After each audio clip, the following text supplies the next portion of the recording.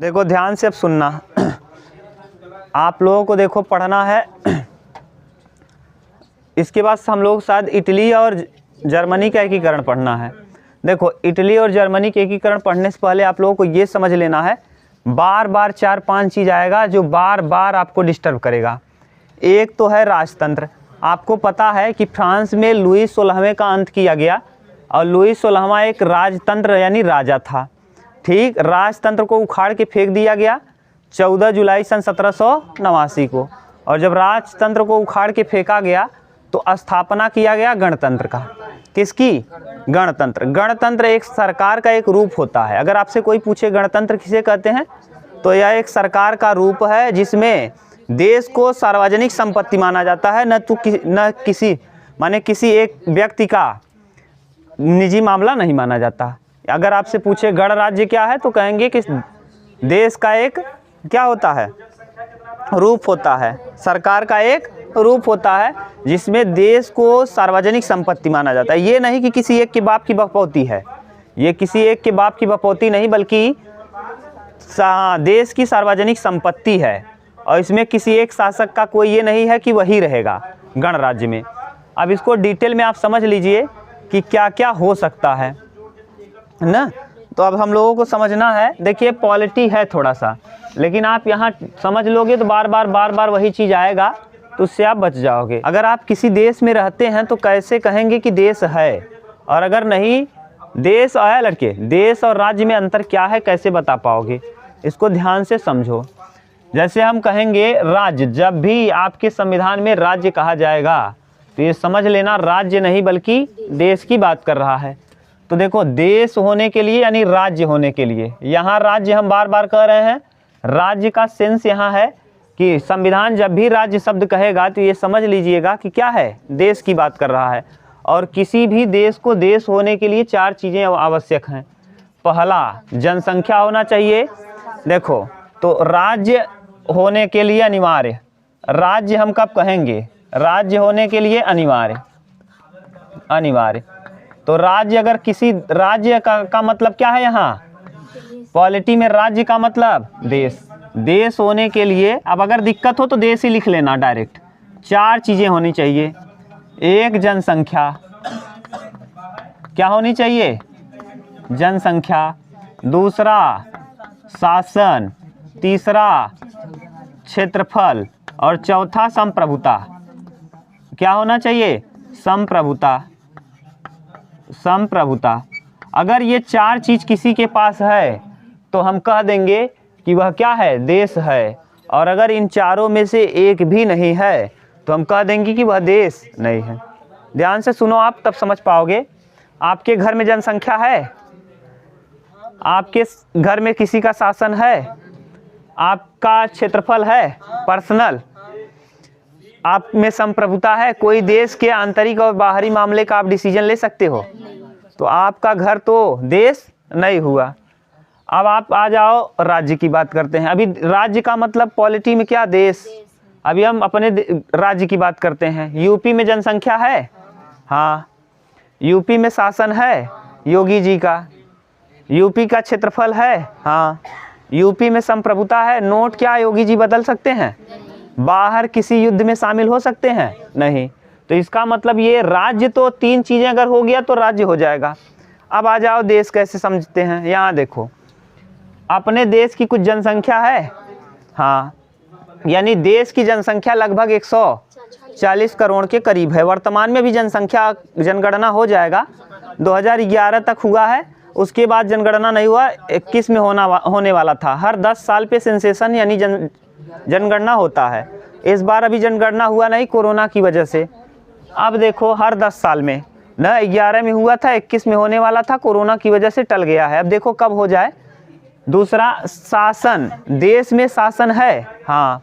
किसका शासन है? मोदी जी का, यानी मुख्य रूप से तो मोदी जी ही कहते हो।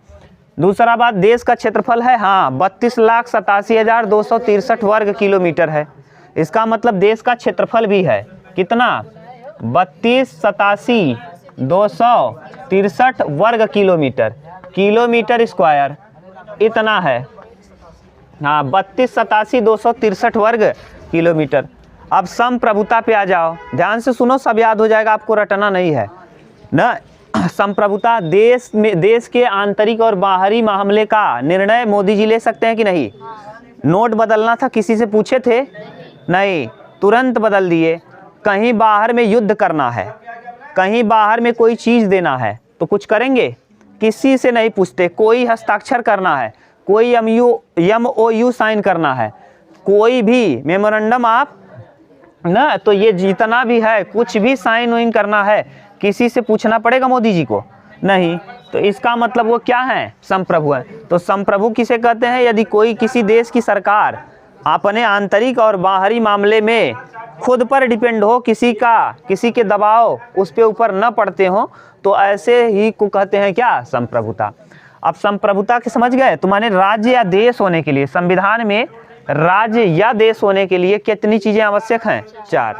क्या क्या होना चाहिए, जनसंख्या होना चाहिए, शासन होना चाहिए, जैसे वर्तमान में शासन है हमारे BJP का यानी मोदी जी का, क्षेत्रफल भी होना चाहिए, और संप्रभुता। संप्रभुता का मतलब क्या है, वह अपने, कोई भी सरकार अपने आंतरिक और बाह्य मामले में एयर स्ट्राइक करना है या फिर कुछ भी, तो किसी से पूछते हैं नहीं। नोट बदलना था, नोट बदलने वाला आंतरिक मामला, और एयर स्ट्राइक करने वाला बाह्य मामला। तो आंतरिक और बाह्य मामले को खुद ले रहे हैं क्या, किसी की जरूरत पड़ रही है नहीं। तो ये हो जाएगा क्या, राज्य यानी देश।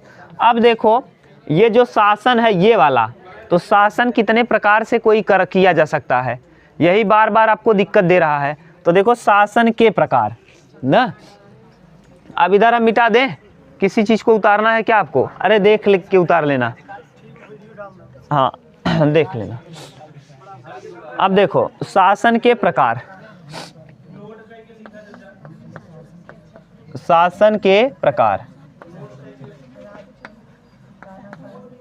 देखो शासन के प्रकार।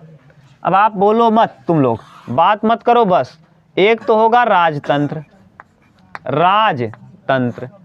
अब राजतंत्र आप समझ लिए हो, फ्रांस में राजतंत्र ही चल रहा था, लुई 16वें को थप्पड़ मार के हटा दिया गया ना जनता के द्वारा ना। महिलाएं वहां की रोटी कर रही थी एनएन ना, क्या नाम था, एंतो जो मैरी एंतो थी, वो कह रही ब्रेड खाओ ब्रेड। अब उसको ये नहीं पता चल रहा है कि जनता भूख से मर रही है, ब्रेड की कीमत रोटी से ज़्यादा है। तो वहाँ के लोगों ने राजतंत्र के खिलाफ विरोध किया था। राजतंत्र अच्छा भी हो सकता है, खराब भी हो सकता है। राजतंत्र का मतलब होता है राजा का शासन ना। अब राजा का शासन, जैसे राजतंत्र है कहाँ, अरब के जितने भी कंट्री हैं, अरब वाले देश में अभी भी अरब के कंट्रियों में कौन सा चलता है, राजतंत्र। दुनिया अरब के कंट्री में आप देखते होंगे, दुबई है ना, इन सब जगहों पे अभी भी, हाँ अबू धाबी, दुबई, ये सब है वहीं ना। तो ये सब जगह क्या चलता है, अरब कंट्री में अभी भी राजतंत्र है, जो बड़ा बड़ा नाम रहेगा उनका ना, ये करके वो पूरा एकदम बढ़िया से देखे होंगे आप लोग, टीवी में आता रहता है। यूके एक है, यूके यानी यूनाइटेड किंगडम, ब्रिटेन जिसे कहते हो आप, पहले यूके के नाम से जानते थे। तो यूनाइटेड किंगडम कैसे टूटा, कैसे ब्रिटेन हुआ, आपके यहाँ है, पढ़ा देंगे हम, घबराओ मत। तो यूके ये जो है ना, यहाँ ब्रिटेन की महारानी को औपचारिक प्रधान का किया जाता है, और जो प्रधानमंत्री है उसका चुनाव किया जाता है। तो यहाँ ये आप लोकतंत्र के अंदर ही राजतंत्र निहित है। ये कहता है कि ऐसा कौन सा देश है जहाँ लोकतंत्र के अंदर ही राजतंत्र के अंदर ही लोकतंत्र निहित है। तो यानी ब्रिटेन जो है ना, वहाँ की महारानी को औपचारिक प्रधान बनाया गया है, और जो प्रधानमंत्री है उसका चुनाव किया जाता है। तो यहाँ अभी भी राजतंत्र है। राजतंत्र के बाद अगला आता है तरीका, पहला, ये तो जानते हो। अब राजतंत्र में ये जरूरी नहीं है कि राजा अगर अच्छा हुआ तो देश का शासन अच्छा चलेगा, और राजा अगर खराब हुआ तो देश का शासन खराब चलेगा। हम लोग राजतंत्र को देख चुके हैं। मुगल में क्या था, मुगल साम्राज्य के समय राजतंत्र था। अरे अकबर, बाबर, हुमायूं, ये सब क्या थे, राजा ही थे, राजतंत्र चल रहा था। अभी और भी आपने देख लिया, फ्रांस में क्या था, राजतंत्र था। भगवान राजा रामचंद्र तो राजा ये थे, लेकिन इनके राज्य में बहुत अच्छा काम हो रहा था। तो अगर राजतंत्र में खराबी भी है, अच्छाई भी है। राजा बेहतर हुआ तो देश सुधर जाएगा, और राजा खराब हुआ तो देश बिगड़ जाएगा।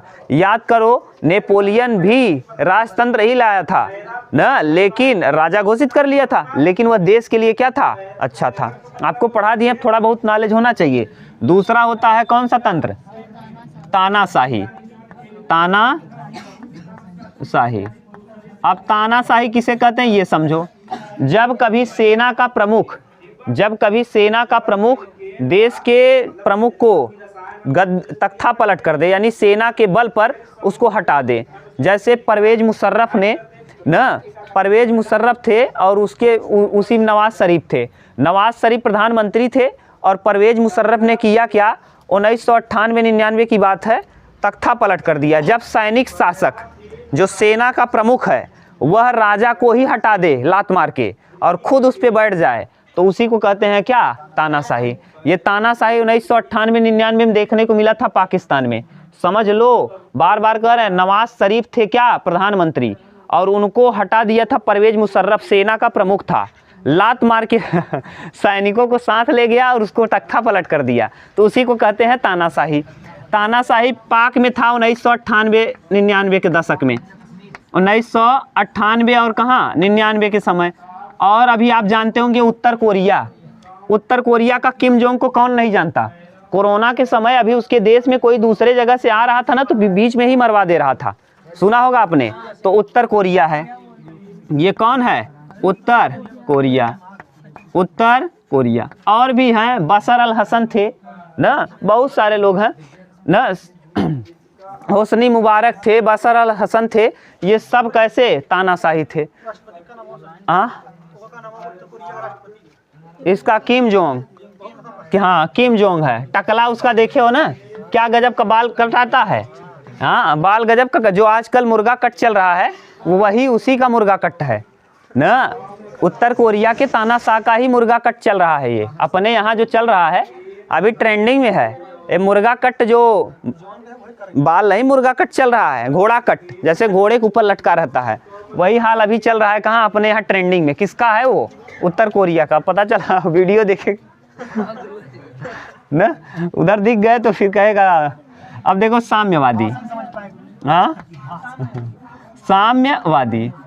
अब साम्यवादी किसे कहते हैं, जब कुछ लोगों के द्वारा शासन किया जाए और एक ही पार्टी हो। जैसे चीन है, चीन में कुछ लोगों के द्वारा शासन किया जाता है और कितनी पार्टी है, एक पार्टी। पहले जो रूस था ना, रूस में 15 देश थे, 15 देश टूट गए, तो 15 देश में इसका पहले नाम था USSR, union of Soviet socialist Republic. इसका पूरा नाम था यूनियन ऑफ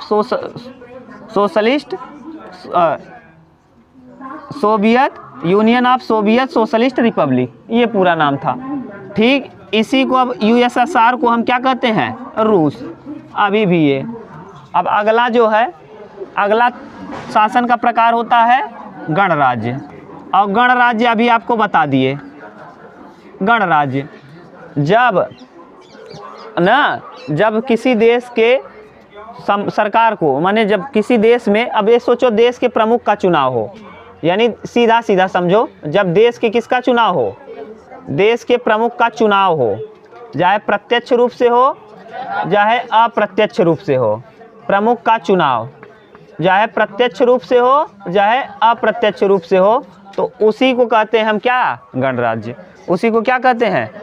और जब लोकतंत्र किसे कहेंगे, अगला, जब शासन के प्रमुख का चुनाव हो, लोकतंत्र किसका, जब देश के शासन का प्रमुख, देश के शासन के प्रमुख का चुनाव, शासन के प्रमुख का चुनाव हो, प्रमुख का चुनाव ना। अब देखो, जैसे अपने यहाँ देश का प्रमुख कौन होता है, राष्ट्रपति, भारत का प्रथम नागरिक राष्ट्रपति, भारत का प्रथम आदमी राष्ट्रपति, याद कर लेना। अब इसका अनुच्छेद भी है 52, 53, 54, 55, 56, 61 तक है डायरेक्ट ना। तो ये जब पढ़ेंगे पॉलिटी तो देख लेंगे, अभी ज़रूरत है ना, इतिहास में इसकी ज़रूरत है, क्योंकि बार बार ये टर्म आता ना। माने जब किसी देश को सार्वजनिक संपत्ति माना जाए, बल्कि किसी एक व्यक्ति का निजी संपत्ति न माना जाए, तो ऐसे ही स्थिति को हम कहते हैं गणराज्य। और गणराज्य का मतलब देश के प्रमुख का चुनाव। देश का प्रमुख वर्तमान भारत में कौन है जानते हो, राष्ट्रपति, राष्ट्रपति और इस समय वर्तमान में द्रौपदी मुर्मू हैं। और जब शासन के प्रमुख का चुनाव हो तो पीएम जैसे ना, प्रधानमंत्री मोदी जी जैसे वर्तमान में है। तो बताओ भारत कैसा है? लोकतंत्रात्मक भी है, गणराज्य भी है। संविधान के प्रस्तावना में लिखा है हम भारत के लोग भारत को संपूर्ण समाजवादी, संपूर्ण प्रभुत्व, पंथ निरपेक्ष, लोकतंत्रात्मक गणराज्य, लोकतंत्रात्मक गणराज्य बनाने के लिए, तो यानी प्रस्तावना में ही लिख दिया गया है कि हम कैसे हैं, लोकतंत्र के साथ साथ गणराज्य भी हैं। अब बताओ गणराज्य किसे कहेंगे? जब देश के प्रमुख का और देश के, अब भारत के देश का प्रथम नागरिक कौन होता है? और शासन के प्रमुख का चुनाव हो तो उसे माने अब बताओ शासन का प्रमुख वर्तमान अपने यहाँ कोई भी डिसीजन लेना हो कौन लेता है? पीएम लेता है। तो यानी देश का प्रमुख कौन है? पीएम है। तो उसका चुनाव होता है कि वैसे ही जाता है? तो इसका मतलब लोकतंत्र हमारा देश है। शासन माने देश का प्रमुख कौन है? राष्ट्रपति। अब बताओ उसका चुनाव होता है कि वैसे ही जाता है? चुनाव होता है, अप्रत्यक्ष चुनाव। अब देखो हम लोग यहाँ देखेंगे लोकतंत्र कितने प्रकार का होगा? 2 प्रकार का। लोकतंत्र 2 प्रकार का हो सकता है, एक प्रत्यक्ष और एक अप्रत्यक्ष। बोलो अभी तक यहाँ दिक्कत हो तो बताओ, किसी को कोई दिक्कत नहीं ना? मिटा दें? बोलो बोलो, ठीक? अरे बता देंगे भैया, जहाँ जो टॉपिक आएगा वहाँ बताएंगे, जैसे जहाँ ही मन करे जो भी पूछ लो वही। शासन 2 प्रकार का होगा, एकात्मक, संघात्मक ना। हाँ, प्रत्यक्ष। अब देखो लोकतंत्र के प्रकार आएगा, भी बता रहे हैं लोकतंत्र के प्रकार।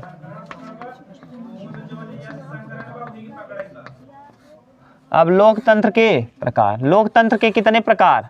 2। एक को आप कहोगे क्या? प्रत्यक्ष, और एक को कहोगे अप्रत्यक्ष।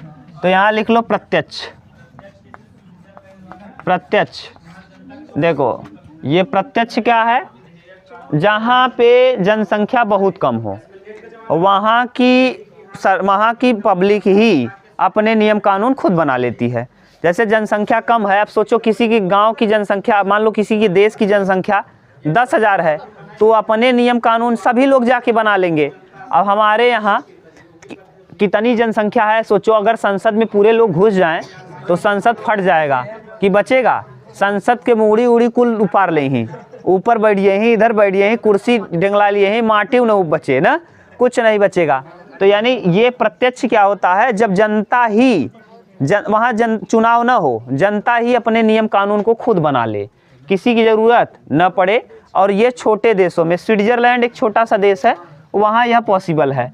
तो ये स्विट्जरलैंड में है, स्विट्जरलैंड। अब स्विस बैंक भी आप जानते होंगे, स्विस बैंक सुना होगा, स्विस बैंक चोरी वोरी का पैसा है ना, खूब सुना होगा आपने। तो प्रत्यक्ष। अप्रत्यक्ष किसे कहेंगे? अप्रत्यक्ष। अप्रत्यक्ष जो होता है, यानी यहाँ पर डायरेक्ट जनता अपना नियम कानून नहीं बनाती, बल्कि जनता के प्रतिनिधि नियम कानून बनाते हैं। लड़के, अप्रत्यक्ष का मतलब ऐसे माने अप्रत्यक्ष लोकतंत्र के प्रकार में जनता खुद नियम कानून नहीं बनाती, बल्कि जनता के प्रतिनिधि नियम कानून को बनाते हैं। जैसे हम लोग चुन के भेजते हैं, एमएलए भेजते हैं और एमपी, देश में एमपी भेजे जाते हैं, मेंबर ऑफ पार्लियामेंट, यानी जिसे आप सांसद कहते हो। और राज्यों में भेजे जाते हैं क्या? MLA, member of legislative assembly, और एमएलसी भी कहा जाता है, member of legislative council. Council किसे कहेंगे? विधान परिषद वाले लोगों को। विधान, देखो देश में 2 चीज़ें हैं राज्य में, विधान परिषद और विधान मंडल। विधान जैसे वहाँ लोकसभा और राज्यसभा है, वैसे यहाँ भी विधानमंडल और विधान परिषद। सभी राज्यों में विधान परिषद नहीं है। ये जब पॉलिटी अब पढ़ोगे, यहाँ ज़रूरत नहीं है इतना, इसलिए नहीं बता रहे हैं। पॉलिटी पढ़ोगे तो वहाँ बता देंगे, सभी राज्यों में विधान परिषद नहीं। टीबी जुकाम याद कर लेना, काम हो जाएगा, है ना, वहाँ काम हो जाएगा सब अभी। हाँ, तो अप्रत्यक्ष चुनाव के कितने प्रकार? अब आप बनाना, टी से तेलंगाना ना, बी से बिहार, ऐसे करके बना लेना, एक उसमें कट गया है अभी। तो देखो अप्रत्यक्ष चुनाव, अप्रत्यक्ष में भी 2 प्रकार का, अध्यक्षात्मक और संसदात्मक। अध्यक्षात्मक और क्या? संसदात्मक। अध्यक्षात्मक और क्या, संसदात्मक।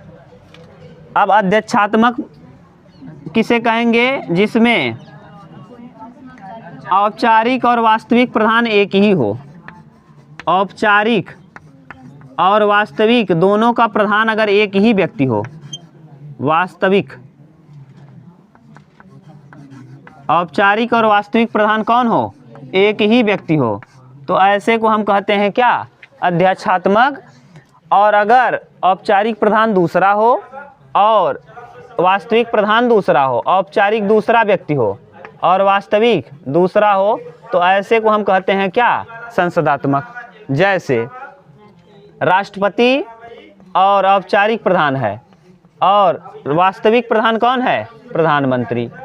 प्रधानमंत्री, बताओ सही है, प्रधानमंत्री।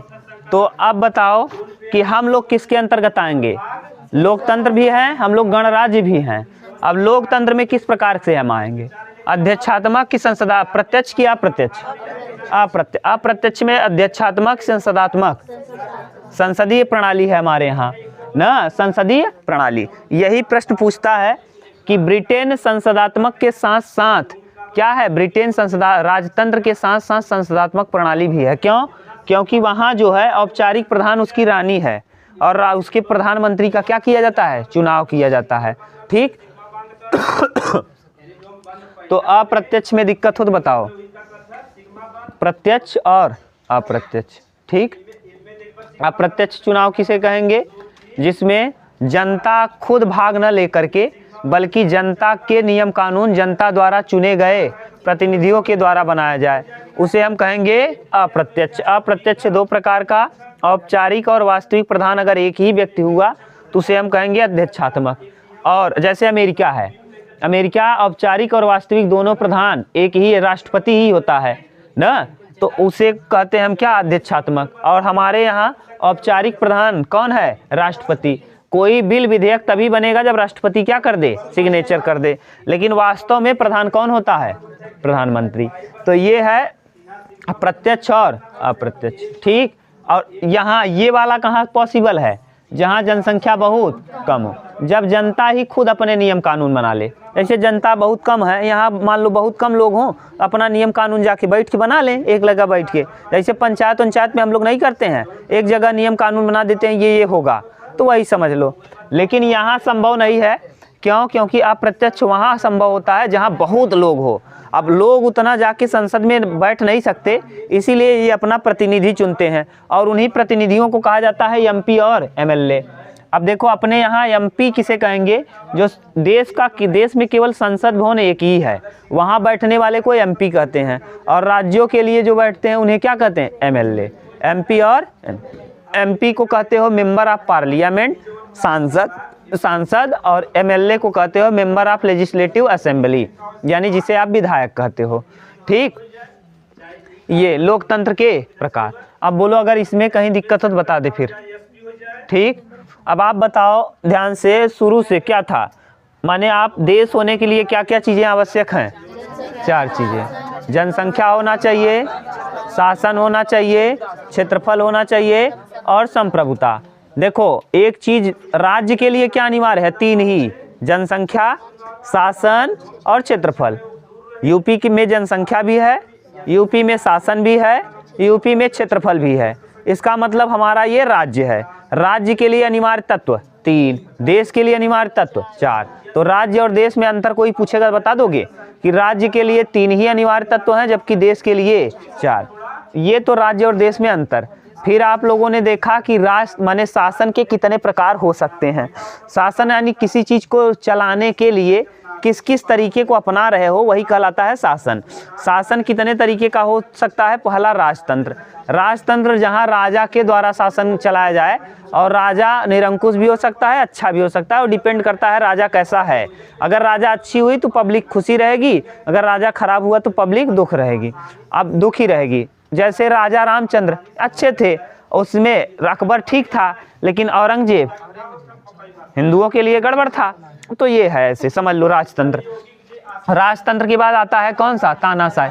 तानाशाही जब सेना का प्रमुख अपने ही प्रधानमंत्री को हटा दे गद्दी से और खुद बैठ जाए सेना का साथ पा करके, तो ऐसे ही को कहा जाता है तानाशाही। जैसे उत्तर कोरिया का कौन है? किम जोंग है। 1998-99 के दशक 1998-99 के समय में न परवेज मुशर्रफ ने हटा दिया था किसको? नवाज शरीफ को। होसनी मुबारक थे, बशर अल हसन थे, ये सब ट्यूनीशिया।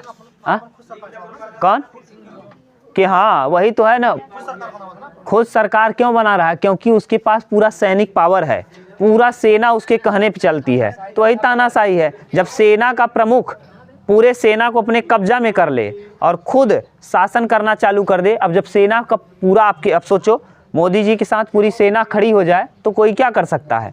कुछ नहीं। उनके पास गोला है, बारूद है, सब कुछ। हम लोग 10 लोग जाएंगे, एक खिछुआरा फेंक दें उधरिया, जब क्या कर पाओगे? कुछ नहीं। तो ये है सेना का। ये असभ्य कंट्रियों में ज़्यादा संभव है। असभ्य माने जहाँ बेचारे जनता को दबा कर रखा जाता है। अब अगला आ गया कौन सा? साम्यवादी। साम्यवादी जैसे कुछ लोगों के द्वारा जब शासन चलाया जाए तो उसे साम्यवादी कहते हैं। एक ही पार्टी होती है, जैसे सिंगल पार्टी।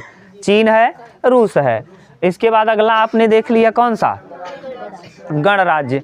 गणराज्य माने जब शासन के देश के प्रमुख का चुनाव हो तो उसे गणराज्य कहेंगे। माने ऐसी स्थिति में गणराज्य फिर अभी देखो वो लिखवा दिए थे कि जब हमें देश को एक सार्वजनिक मामला समझें, यह देश किसी के बाप की निजी संपत्ति नहीं है, तो ऐसी स्थिति को ही कहा जाता है क्या? गणराज्य। माने देश को सार्वजनिक मामला समझा जाए और देश किसी के बाप की बपौती नहीं है, तो ऐसी ही स्थिति को हम कहते हैं गणराज्य। यानी सीधा सीधा आप समझो कि जहाँ शासन के देश के प्रमुख का चुनाव हो उसे हम कहते हैं क्या? गणराज्य। और अगला लोकतंत्र था। लोकतंत्र में शासन के प्रमुख का चुनाव हो तो उसे हम लोकतंत्र कहेंगे। लोकतंत्र के प्रकार आपने देख लिया 2, प्रत्यक्ष और अप्रत्यक्ष। जब जनता अपना नियम कानून अपने आप जाके बैठ करके एक जगह बना लेती है खुद से, तो उसे कहते हैं प्रत्यक्ष। जैसे स्विट्जरलैंड या छोटे देशों में पॉसिबल है। और अप्रत्यक्ष किसे कहेंगे? जब जनता के चुने हुए प्रतिनिधि देश के सभी नियम कानून को बनाए। जैसे हम लोग के चुने हुए प्रतिनिधि, धारा 370 हटाना था, हम लोगों ने हटाया कि हमारे प्रतिनिधियों ने मिलकर हटाया, तो इसी को कहा जाता है अप्रत्यक्ष। और अप्रत्यक्ष भी कितने प्रकार का? 2, संसदात्मक और अध्यक्षात्मक। अध्यक्षात्मक माने जहां पर से देश का औपचारिक और वास्तविक प्रधान एक ही हो। जैसे अमेरिका में आपने देखा होगा राष्ट्रपति ही सब कुछ है ना, तो उसी को कहते हैं क्या? अध्यक्षात्मक। अब संसदात्मक क्या है? जहां पर औपचारिक प्रधान तो दूसरा हो, माने बस काम बिना कोई दूसरा हो हस्ताक्षर करने के लिए। जैसे राष्ट्रपति किसी भी बिल पर अगर साइन कर दिया तो क्या बन जाएगा? विधेयक, कानून पारित हो जाएगा। तो वही है औपचारिक प्रधान। और वास्तव में शक्ति किसके पास निहित है? प्रधानमंत्री के पास ना। ये है मंत्रिपरिषद। एक बार प्रश्न पूछा था, मंत्रिपरिषद किसके प्रति उत्तरदायी होता है? तो लोकसभा के प्रति उत्तरदायी होता है। ठीक, अब देखो ये जो शासन के है ना 4 पिलर होते हैं। कितने? 4 स्तंभ ना। लोकतंत्र के 4 स्तंभ हैं और सबसे मजबूत स्तंभ होती है मीडिया ना। जिसमें सबसे मजबूत स्तंभ है कौन? मीडिया। मीडिया चाहे तो जाए जिसके विषय में सब कुछ जागरूक करा दे, और मीडिया चाहे तो दिखाए, देखिए ये कितना बेहतरीन सजी है, ये देखो क्या गजब का पाउडर लगाई है, ये देखो ये ना, ये तब समझ लो। फिर ऐसे स्थिति समझ लो कि आपस में लड़ रहे हैं तो समझ जाना फिर क्या हाल है देश का। जिस देश की मीडिया समझदार नहीं है, शिक्षा पे बात नहीं कर रही है, गरीबी भुखमरी पे बात नहीं कर रही है, ये समझ लो उस देश का दशा क्या होगा, आप समझ सकते हो। जिस देश की मीडिया शिक्षा पे बात करने चालू कर दे, कानून व्यवस्था पर बात करना चालू कर दे, और किस पे बात करना चालू कर दे, माने स्वास्थ्य पर बात करना चालू कर दे, अरे कितने लोग चले जाएंगे यार, कुछ नहीं जाएगा। जब जनता जागरूक हो जाएगी ना तो कोई नहीं जाएगा, समझ गए। जिस देश के वही है। अब आप जैसे आप सोच रहे हो ना, एक एक हाथ उठना चालू होगा तो बहुत हाथ हो जाएगा, समझ गए, बहुत लोग हैं ना, तो मीडिया उठाएगी ना, मीडिया। इसीलिए लोकतंत्र के स्तंभ, लोकतंत्र के स्तंभ, लोकतंत्र के कितने स्तंभ हैं? 4 स्तंभ। अब इन 4 स्तंभ में 3 स्तंभ का निर्माण जिसने किया है उसके विषय में हम आपको बता दिए हैं। इन 4 स्तंभों में से 3 स्तंभ का निर्माण जिसने किया है हमने बताया है। अब आप बताओगे, एक व्यक्ति था रूसो जिसने सोशल कॉन्टेक्स्ट नामक पुस्तक लिखा था, और एक व्यक्ति था वॉल्टेयर जिसने बनाया था विधायिका, कार्यपालिका और हाँ विधायिका। ये दोनों कहाँ के थे? रूस के कि फ्रांस के? फ्रांस के, ठीक। विधायिका, विधायिका, कार्यपालिका, कार्यपालिका और क्या? न्यायपालिका, न्यायपालिका। विधायिका, कार्यपालिका और न्यायपालिका। अब इधर आ जाएगा एक मीडिया। मीडिया चौथा स्तंभ कौन है? हाँ, हमारे लोकतंत्र का चौथा पिलर मीडिया है। अब विधायिका जो नियम कानून बनाती है, जो भी नियम कानून बनाया जाता है किसके द्वारा? विधायिका। विधायिका नियम कानून बनाने का काम करती है। और हम लोगों का जो नियम कानून बनाता है, अगर देश की बात करें तो एमपी बनाते हैं। कौन? एमपी, मेंबर ऑफ पार्लियामेंट यानी सांसद। मेंबर ऑफ पार्लियामेंट यानी कौन? सांसद। और एक सांसद जो होता है करीबन 10 लाख जनसंख्या को रिप्रेजेंट करता है। कितने लाख को? 10 लाख जनसंख्या को रिप्रेजेंट करता है। और एमएलए होते हैं जो किसका निर्माण करते हैं? राज्य के कानून का। ये देश के कानून का निर्माण करेंगे और ये राज्य के। जैसे जीएसटी था, लागू किया गया, अब उसको कार्यान्वित कौन करेंगी? कार्यपालिका। उस पर कार्य करने का काम करेगी कार्यपालिका। जैसे मंत्री लोग हैं, छोटे मंत्री, उस पर काम कराएंगे। और मंत्री के अलावा सरकारी अधिकारी भी जो हैं ना, सरकारी लोग जो हैं, ये भी उस पर काम कराएंगे। अब उसके बाद न्यायपालिका क्या करेगी? ध्यान से सुनना। जैसे हेलमेट लगाना आपको अनिवार्य है, ये कौन बनाएगा? नियम कानून। अगर आपने हेलमेट नहीं लगाया और रोड पे पकड़े गए तो आपको दंडित करने का काम माने कार्यपालिका क्या करेगी? उसको एग्जीक्यूट कराएगी। माने जैसे आपको हेलमेट लगाना है, ये तो बना दी, अब देखेगा कौन लगाए हो कि नहीं, आपको कार्य कराएगी। और अगर आपने जैसे हेलमेट नहीं लगाया, हेलमेट का नियम कानून बन गया कि देश के हर प्रत्येक नागरिक, क्योंकि आपको पढ़ा दिए हैं कि ब्रेन में न्यूरॉन सेल्स होती हैं, गिलियल सेल और ना, तो इसमें न्यूरॉन सेल होता है। अब न्यूरॉन सेल में विभाजन नहीं हो, और अगर उसमें चोट लगा तो आदमी मर जाएगा, कोशिका का विभाजन नहीं होता। तो इसीलिए सरकार ने नियम कानून बना दिया कि आपको हेलमेट लगाना आवश्यक है। बनाया इसने, और आप कहीं जा रहे हो रास्ते में अगर नहीं लगाया है तो उस पर कार्य करवाने का काम करेंगे मंत्री और सरकारी अधिकारी। जैसे पुलिस, ट्रैफिक पुलिस, तो अगर ट्रैफिक पुलिस ने आपको रोका और आपने नहीं लगाया और बहस कर लिए और 2-3 चाटा उसको लगा दिया, अरे मैं एमएलए का बेटा हूँ, ये हूँ, वो हूँ, खूब दिखाने लगे, रुकिए फ़ोन लगाते हैं, 10-20 लोग आ जाएंगे, अभी मार के आपको बगल फेंक कर साइड कर देंगे, तो समझ जाना फिर ये बेचारा कहाँ चला जाएगा? आपको ले जाएंगे कहाँ? न्यायपालिका। और न्यायपालिका के सामने तो बड़े बड़े की हालत ख़राब हो जाता है, समझ गए? हाँ, ये न्याय, अगर सुप्रीम कोर्ट के जज के पास आप पहुंच गए तो उसका पावर बहुत खतरनाक है, समझ गए? तो इस पे सज़ा देने का काम कौन करेगी? न्यायपालिका, यानी जज जो हैं इसी के अंतर्गत आएंगे। तो आपको सज़ा देना किसका काम है? न्यायपालिका का। आपको कोई नियम कानून बनाने का काम विधायिका, नियम कानून बनाने का काम, उसको पालन करवाने का काम।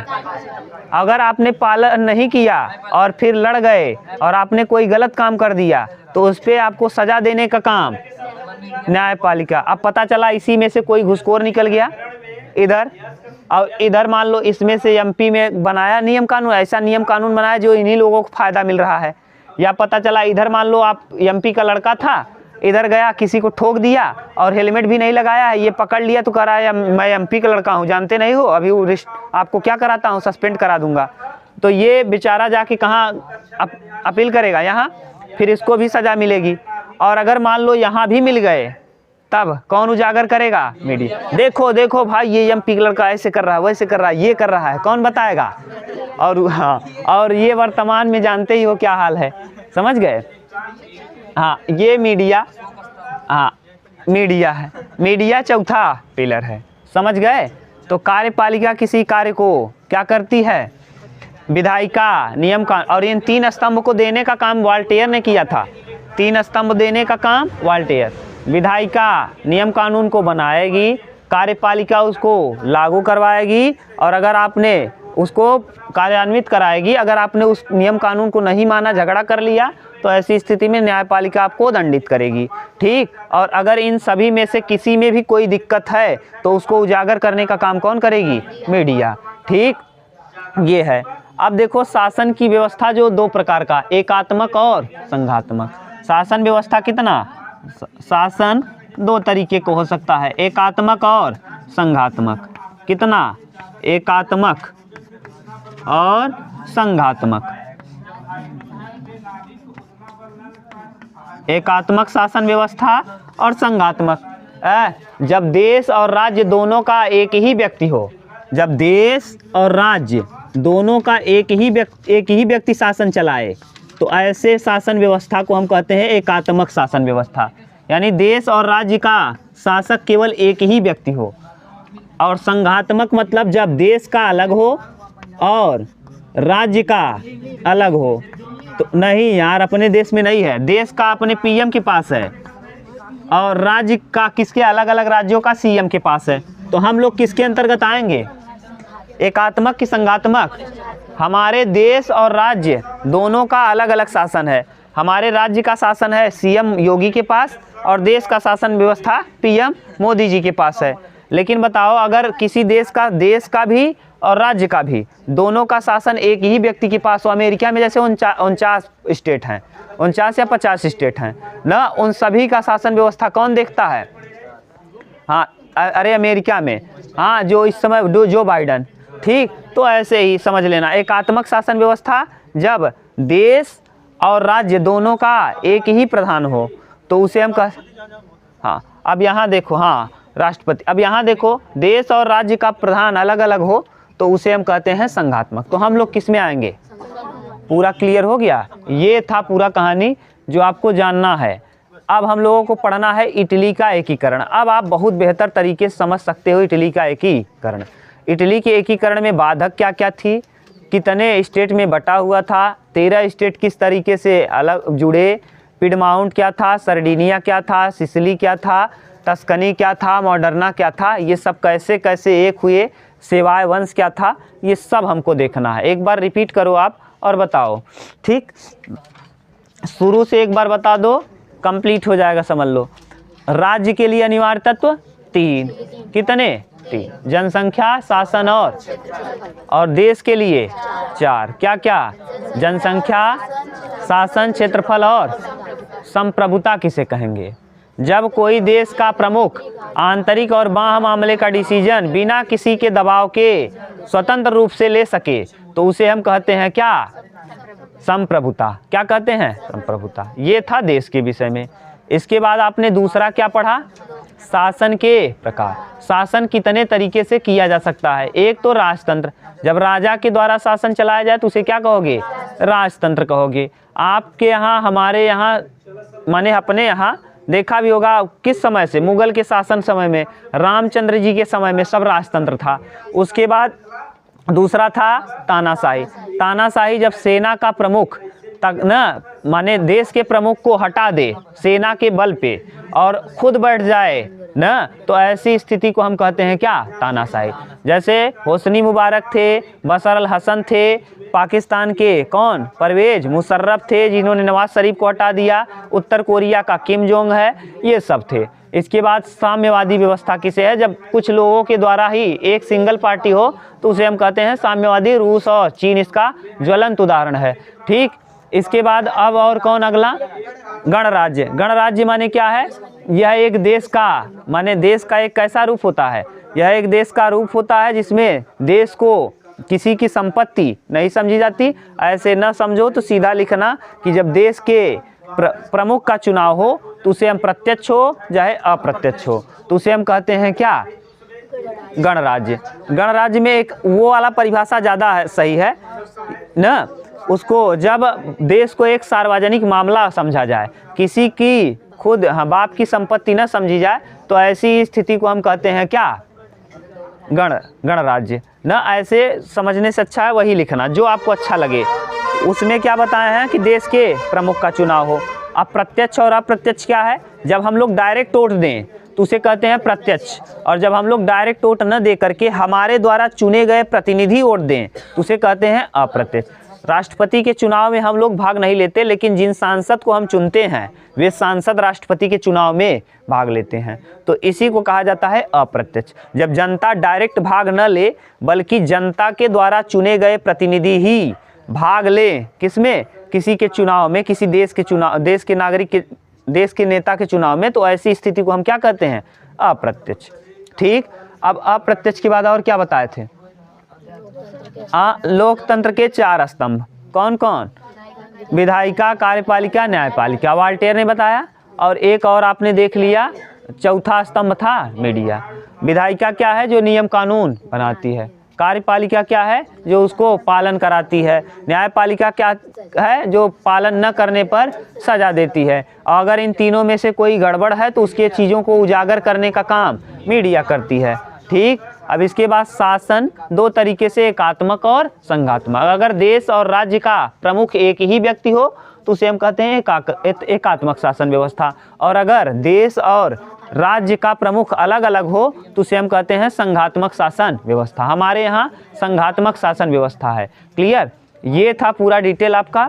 अब इसको आप देख लीजिए, फिर हम लोग कल पढ़ेंगे क्या, इटली के एकीकरण के विषय में। ठीक, उतार लो।